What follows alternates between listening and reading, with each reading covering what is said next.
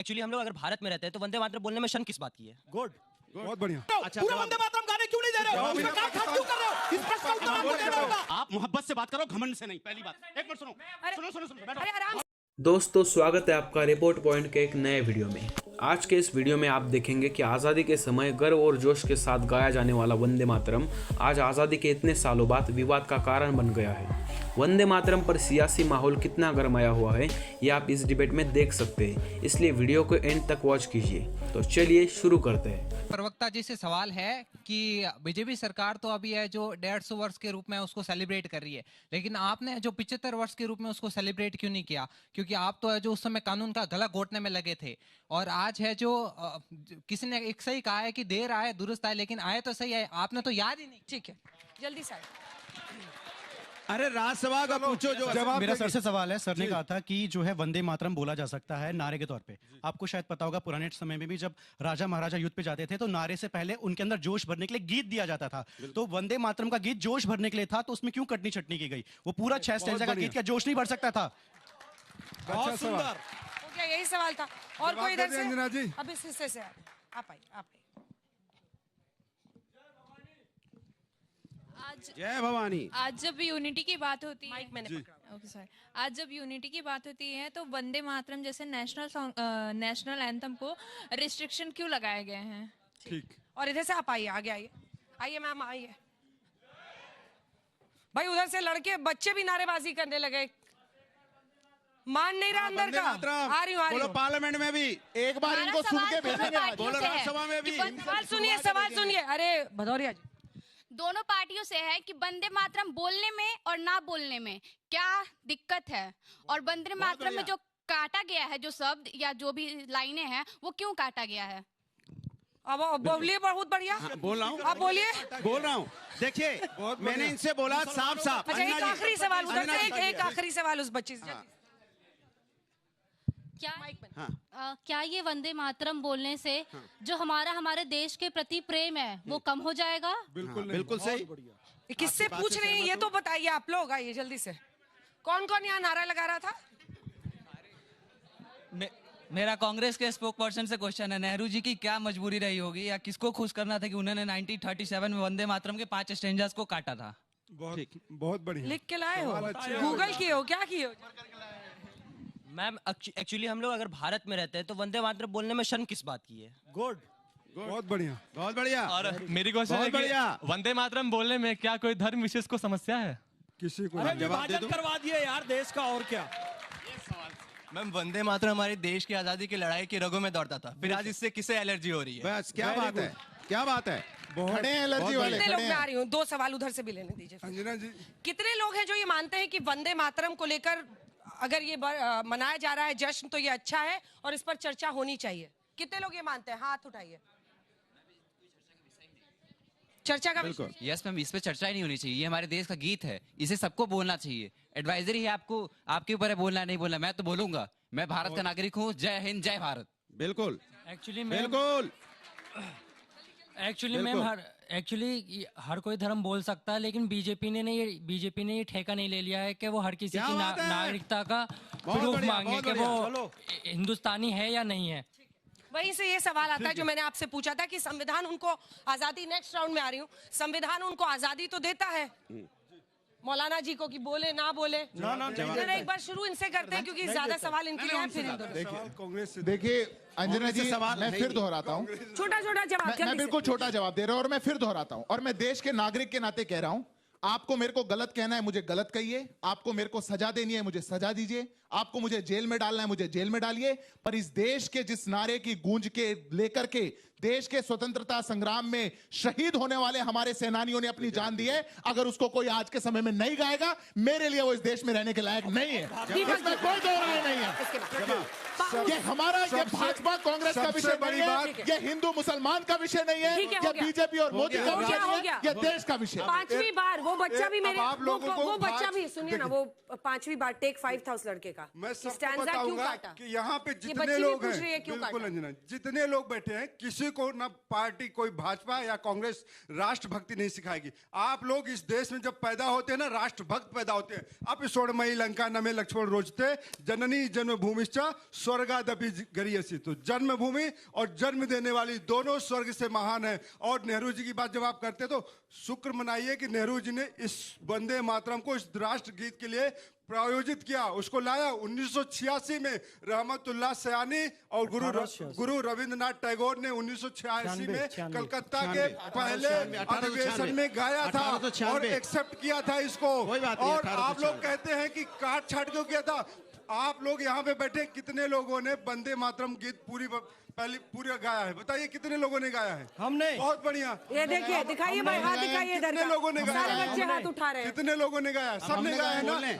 किसी ने रोका नहीं है कि आप पूरा गाइए, आधा गाइए, इसमें कोई रोक नहीं लगेगी। अब ये रोक लगाएंगे। सुनिए, वो लोग हैं नरेंद्र मोदी मातरम पर रोक लगाएंगे। एक मिनट चुप। एहसान हो गया। नरेंद्र मोदी जी बोलोगे चुप। एहसान हो गया। इनको ये वंदे मातरम पर नरेंद्र मोदी जी बोलोगे। नरेंद्र मोदी जी वो हैं जो कहते हैं कि हमारे घर में मुसलमान रहते थे आसपास। हमारे घर में ईद में सेवइयां और खीर आती थी। नरेंद्र मोदी जी कहते थे मुसलमानों के बीच में रह के सुरक्षित होते थे। और योगी जी कहते हैं अगर 50 हिंदुओं के बीच में एक मुसलमान होगा वो सुरक्षित रहेगा, लेकिन 100 हिंदू 6 बार पूछो, 50 मुसलमानों के बीच में एक हिंदू रहेगा तो सुरक्षित नहीं रहेगा। ठीक है, फैज खान साहब जल्दी से इसके बारे में बोलो। भैया 1896 में कांग्रेस के अध्यक्ष रहमतुल्लाह सयानी जी थे। पूरा वंदे मातरम गाया गया था। जब नेहरू जी के हाथ में शक्ति आई और जब इस देश के प्रधानमंत्री बने 24 जनवरी 1950 को राष्ट्र गीत में काट छाट करके उसे आधा क्यों किया गया? नेहरू जी ने संविधान में कहीं नहीं लिखा है कि आधा गाना है, पूरा गाना है। लिखा हुआ, फिर से कह रहा हूं, संविधान का अनुच्छेद 51 का बिंदु खा क्लियर लिखा हुआ है कि स्वतंत्रता आंदोलन को प्रेरित करने वाले आदर्शों को अपने हृदय में संजो कर रखना है और उसका पालन करना है। स्वतंत्रता आंदोलन को वंदे मातरम ने प्रेरित किया तो उसे गाना संविधान में लिखा हुआ है। उसको राष्ट्रगीत के तौर पे मान्यता दिया गया। पूरे देश ने एक साथ गाया और एक स्वर में गाया और अंग्रेजों के खिलाफ लड़ाई लड़ी। क्योंकि इनको तुष्टीकरण करना था। जो तुष्टीकरण जिस वर्ग का करना था उन लोगों ने पाकिस्तान ले लिया। उसके बाद भी यहाँ क्यों तुष्टीकरण कर रहे हो? पूरा वंदे मातरम गाने क्यों नहीं दे रहे हो? उसमें काट छाट क्यों कर रहे हो? इस प्रश्न का उत्तर आपको देना होगा। अंजना जी के प्रश्न से लेकर सारे युवाओं का प्रश्न, वंदे मातरम अब हम बोल रहे हैं क्यों की? अच्छा ठीक, देखिए सवाल ये, अरे एक मिनट बात हो जाए। पाकिस्तान कब जाएंगे? इनको अरे मेरी बात सुनो, अरे बात जल्दी से प्लीज फिर चक्कर में केरल में कांग्रेस ने को हत्या की है। क्या बात कर रहे हो आप लोग? ये तो बगल वाले आपको पाकिस्तान भेज रहे हैं। ये तो पाकिस्तान भेज रहे हैं आपको। जा नहीं रहे आप और कह रहे हो कि नेहरू जी ने तुम्हारे चक्कर में नहीं आएगा। वो रहमतुल्लाह सयानी वाला जो था ना 1896 में, पूरा आपको चाहिए वंदे मातरम। बंकिम चंद्र चट्टोपाध्याय वाला पूरा आपको चाहिए। पाकिस्तान भेजेंगे तुम्हारे पड़ोस में जो खड़े हैं। देखिए सवाल इस बात का है कि किसी ने यहाँ पे पाकिस्तान का नाम नहीं लिया। किसी ने पाकिस्तान का नाम लिया है तो उसने लिया है। हाँ क्यों लिया है? सुनिए मेरे क्योंकि तुम लोगों ने बीच में नहीं बोला। रुको एक बार, रुको भाई, और मैं बोलूंगा। रुको, नहीं चुप, अंजना जी चुप कराइए। मैं इनसे ज्यादा बोल सकता हूँ। क्या बात हुई? अरे चुप रहो भाई, नाटक मत करो, चुप हो जाओ। मैं आपके बीच में नहीं बोला। अच्छा नाटक मत करो, चुप रहो ना। अरे अंजना जी चुप कराइए, क्या बात है ये? अरे चुप रहो ना, मैं आपके बीच। अरे चुप रहो, ये वो लोग हैं, ये वो लोग हैं जब तक पाकिस्तान का। अरे चुप कराइए। क्या अंजना जी किस लोगों को बुलाते हो आप? जाहिल हो क्या? मैं आपके पीछे बोला नहीं, बेकार बात कर रहे हैं। अरे चुप रहो भाई, मैं आपके पीछे बोला नहीं, हल्ला मचा रहे हो। ये अरे चुप रहो ना भाई, जाहिल पना मत करो भाई। देखिए ये वो लोग हैं वंदे मातरम जो बार बार इसको बुला लिया है। देखिए ये वो लोग हैं जानबूझ के, सबने यहाँ पे बोला वंदे मातरम। आपने भी बोला, हमने ही बोला, इन्होंने बोला, सबने बोला, सबने बोला। एक मिनट, सबने बोला वंदे मातरम। एक मिनट रुको ना, मेरी बात होने दीजिए, मेरी पूरी बात होने दो। अरे पूरी बात होने दो। उनके लिए सोच लो। वंदे मातरम, सुनिए मेरी बात सुनो ना। अरे बात होने, आप बताइए ये कैसी डिबेट है? बात होने दो ना, अरे बात होने दो भाई। वंदे मातरम मेरी, अरे बात होने दो। अरे मेरी बात सुनने दो, पूरी बात। अरे बात सुनो ना भाई, अरे मेरे बच्चे सुन लो, सुनो। अब सवाल यह है कि वंदे मातरम, अरे एक मिनट रुको, बात ऐसे अंजना जी कैसे बात होगी? ये तो कहें तो गलत बात अच्छा है। ठीक है, फैज खान साहब अब हो गया, प्लीज फैज खान। अंजना जी मेरी बात नहीं होगी तो कैसे? वो लड़का बार-बार अरे पूछ रहा है। क्यों ना अंजना जी, ये गलत बात है, मैं अपनी बात पूरी नहीं कर अरे पाऊंगा। आप ही से सवाल है, आप ही से। मैं ये कह रहा हूँ, हमारी पार्टी जो है, हमारे सबने, इन्होंने भी बोला, उन्होंने भी बोला, और इनकी पार्टी के इन दोनों लोगों ने बोला वंदे मातरम, इन्होंने क्यों नहीं बोला? अच्छा अब सुन लो ना, अब हो गया। अच्छा अब हो गया ना, अब बात पूरी होने दो। जगह पे जाइए, जगह पे जाइए। बात, अरे चुप कराइए ऐसे। अब हो गया, चुप हो जाओ, बैठो ना, बैठ जाओ। अरे बच्चे बैठो, आराम से। देखिए आराम से, ठंडा। अरे सवाल अरे भाई क्या डिबेट? जब हमारे पुरखा युद्ध लड़ने जाते थे, हमारे जितने भी बड़े बुजुर्ग हैं, वो जय भवानी, जय वंदे मातरम सब बोल के जाते थे। इनका क्या बोलते के जाते? अच्छा एक मिनट ठीक है, हो गया, एक मिनट।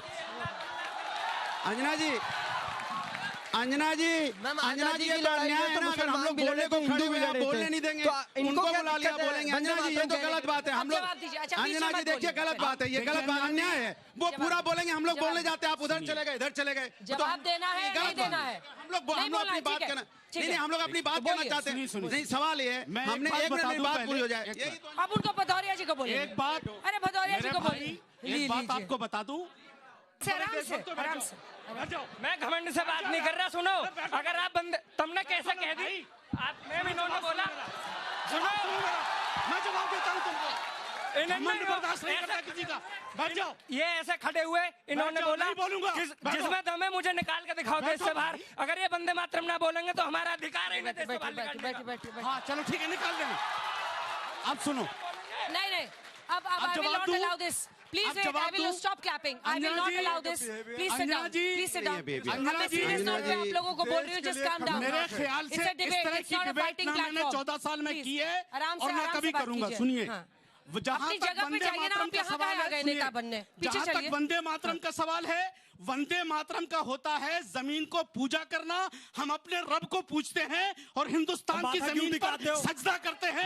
इससे ज्यादा जवाब हम नहीं दे सकते। जिस जमीन पे माथा दिखाते हैं उसकी जय नहीं बोल सकते। आपने राज्यसभा में वंदे मातरम बोलने से हमें क्यों रोक रहे हैं आप? हम अगर कोई बात हमें नहीं अच्छी लगेगी तो हम वंदे मातरम कह के चले जाएंगे। आप वंदे मातरम से मुझे रोकना चाह रहे हो, मुझे ज्ञान दे रहे हो कि वंदे मातरम बोलना चाहिए। हम तो बोल ही रहे हैं, आप बोलने से क्यों राज्यसभा में रोक रहे हो? सवाल ये है, तो आप क्या देश में रहने लायक हो? मैं जवाब दे दूं? हाँ बताइए। मैं जवाब वो बोले, उसके बाद जवाब लूंगी आप दोनों। एक लाइन देखिए, मैं एक लाइन नहीं उस पर बोलेंगे। मैं एक छोटी सी गुजारिश करूं, सुनिए झा साहब, मैं 14-15 साल हो गए मुझे टीवी की दुनिया में। मैंने अपने देश के खातिर हमेशा खड़ा रहा हूं, लेकिन फैज साहब आपसे हाथ जोड़ के गुजारिश है, बिल्कुल आप बेशक देशभक्त हैं, इसमें कोई शक नहीं। कहां देशभक्त? लड़ाई लड़ा रहे हैं। देशभक्ति पर आपकी कोई शक नहीं, लेकिन खुदा के वास्ते इस मुल्क के लोगों को अपनी छोटी सी टीआरपी के लिए मत भड़काइए लोगों को। खुदा के वास्ते देश के टुकड़े किया है, मैं नहीं चाहता हमारे हिंदू मुस्लिम भाइयों में किसी तरीके की बात नहीं है। इसके बाद मौका दूंगी आपको, मौका दूंगी, रुक जाइए, लेकिन कंप्लीट। मैं नहीं चाहता। और आपसे मैं रिक्वेस्ट कर रही हूँ, can you address the audience and me? क्या है आप उनसे सड़क पे थोड़ी खड़े हैं? चैनल में चेहरा के लिए कर रहे हैं, अपने मुल्क का हमारा इन लोगों ने, और अभी तक यही सब बात कर रहे हैं। हम टीआरपी के लिए कर रहे हैं क्या? ये वंदे मातरम बिल्कुल टीआरपी के लिए कर रहे हो, नहीं बोले, बिल्कुल टीआरपी के लिए कर रहे हो। मैं जवाब दे, बात खत्म हो गई। नहीं अगर भक्ति होती तो आप बोलते राज्यसभा में से हटाइए शब्द को। नहीं बोल पाए राज्यसभा से शब्द को हटाइए, ये टीआरपी चल रहा है। राज्यसभा से शब्द हटाया जा नहीं बोल पा रहे, टीआरपी के लिए आप भड़का रहे हैं। और बुजुर्ग